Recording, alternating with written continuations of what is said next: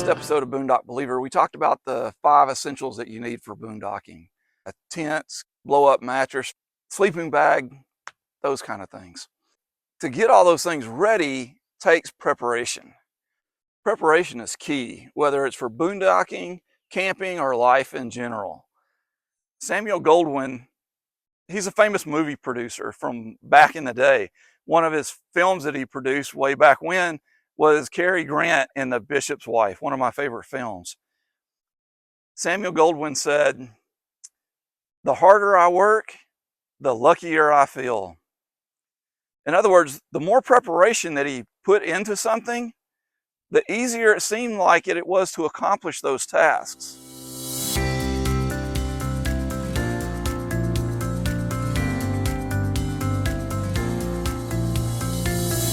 You may be sitting there thinking, man, God just hasn't blessed me with a lot. Have you thought maybe it might be on you to do some of that? You can't expect God to just do everything for you. That's just not how life works. In fact, you need to consider these verses.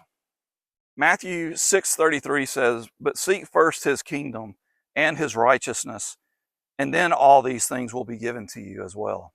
Psalms 37:4-5 says, "Delight yourself in the Lord, and he will give you the desires of your heart.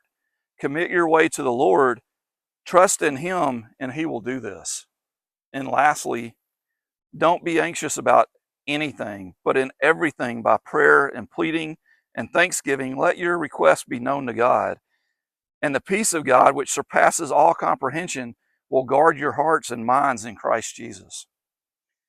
You know, all those things start with you. You need to seek God's kingdom first. Delight yourself in the Lord first. Then these things are going to be added to you. But I love the last one. The last one was that Philippians 4:6-7 that says, "Don't be anxious for anything."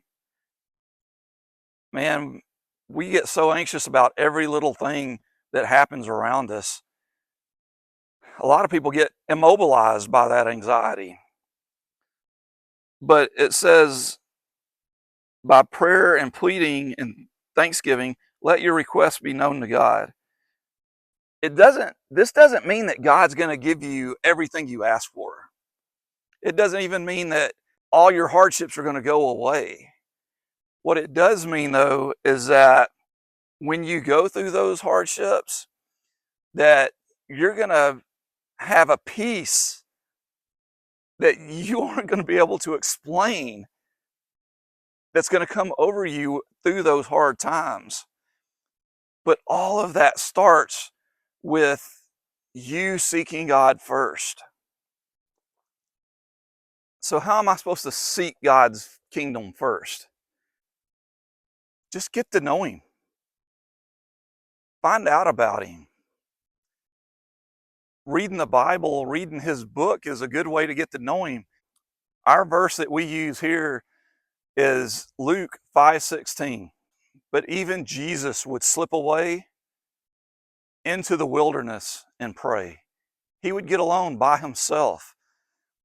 Even with the chaos of 5,000 people trying to learn from him and ask him to teach them, every once in a while he just needed to get away from all of that chaos, even from his own disciples, and just go into the wilderness and be alone and have some alone time with God. That's what it means when he says he prayed.